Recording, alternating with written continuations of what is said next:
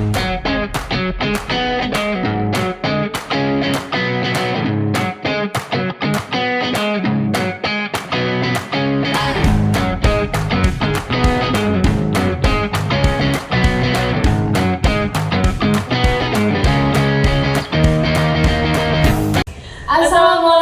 warahmatullahi wabarakatuh. Halo viewers, Kembali lagi bersama kami di podcast warna-warni halal. Di sini saya Siti Laila Munawwarah dari Prodi Ekonomi Syariah UIN Syekh Wasil Kediri. Dan juga saya Femilia Jadurhami dari Prodi Ekonomi Syariah UIN Syekh Wasil Kediri. Di sini kami akan membawakan materi halal dengan tema Pariwisata halal dan juga media halal. Selamat menonton. menonton.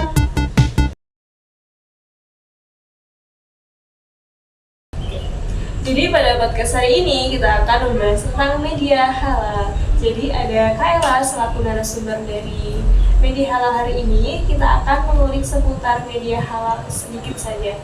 Nah, apa sih yang dimaksud dengan media halal? Media halal itu sendiri ya Kak, sebuah media yang menyajikan tentang konten-konten Islami atau konten-konten yang sesuai dengan prinsip syariat. Tapi bukan hanya konten-kontennya aja nih viewers, bisa juga tentang pengelolaan dan pemiliknya yang menerapkan sistem sesuai dengan prinsip-prinsip syariah itu sendiri.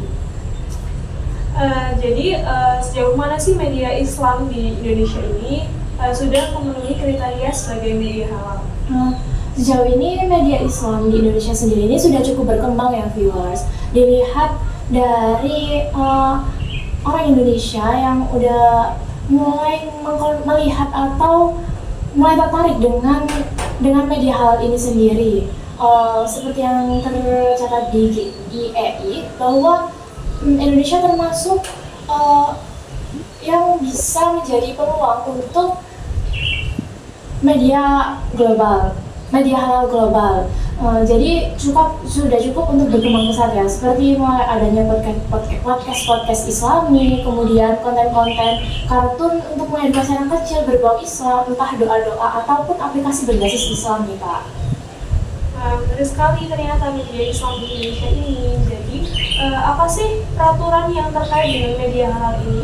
Sejauh ini belum ada nih peraturan yang benar-benar mengatur tentang media halal ini sendiri, tetapi berhubung media halal ini termasuk dalam produk halal itu sendiri, karena media halal ini kan merupakan sebuah produk yang dikonsumsi oleh khalayak masyarakat.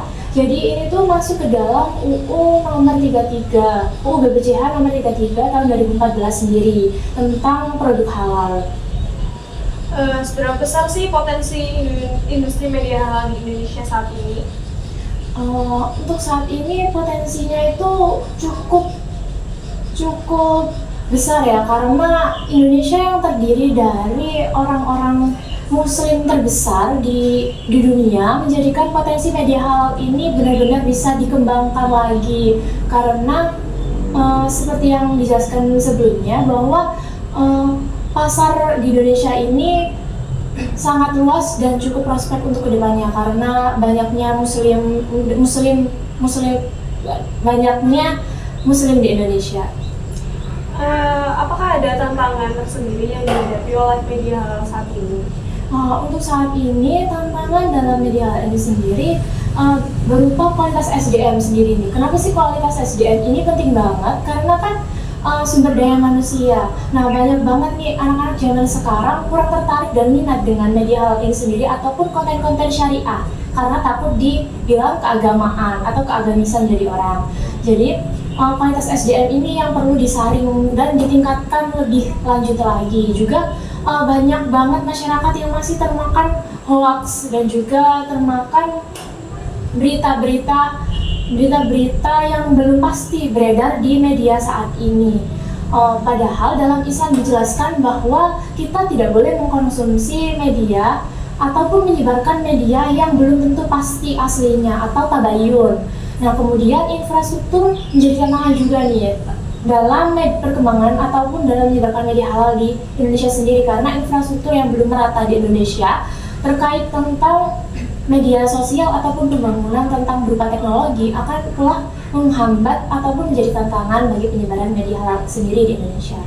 Baik, siapa saja sih sumber daya manusia yang terlibat dalam media halal ini dan juga apa saja tugas mereka di sektor masing-masing?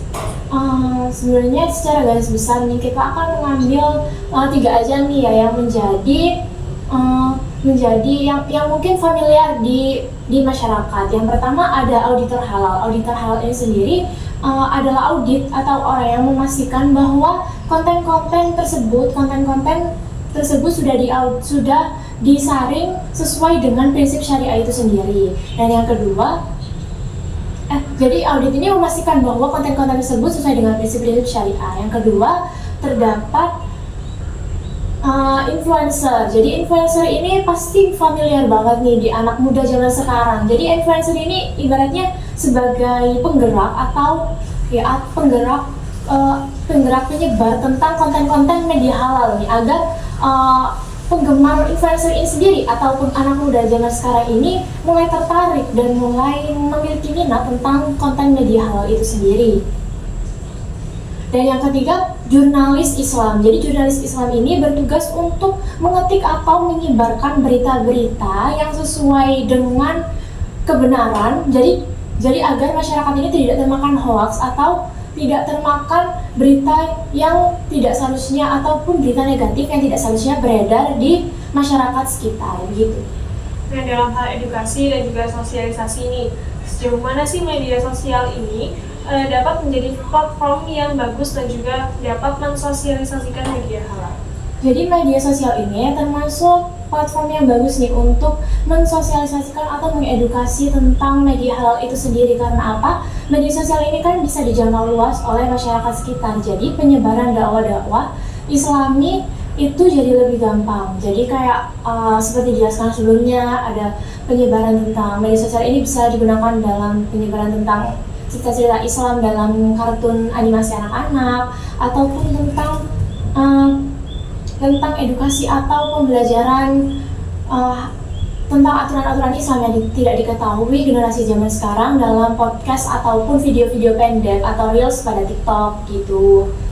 Nah, kira-kira nih bagaimana pendekatan edukasi yang ideal untuk memperkenalkan media halal kepada generasi muda? Jadi untuk generasi muda saat ini, kira-kira konten yang menarik itu menggunakan pendekatan visual atau storytelling. Jadi anak muda zaman sekarang nih pasti kegemarannya kan nonton TikTok, Reels IG, ataupun nonton podcast.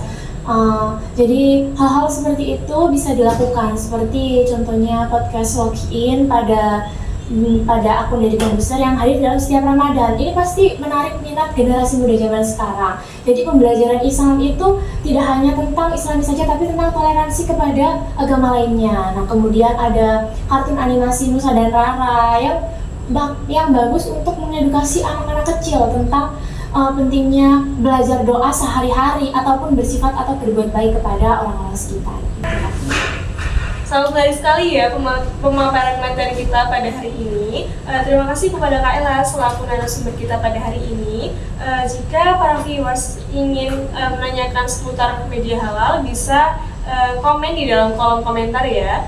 Terima kasih. Wassalamualaikum warahmatullahi wabarakatuh.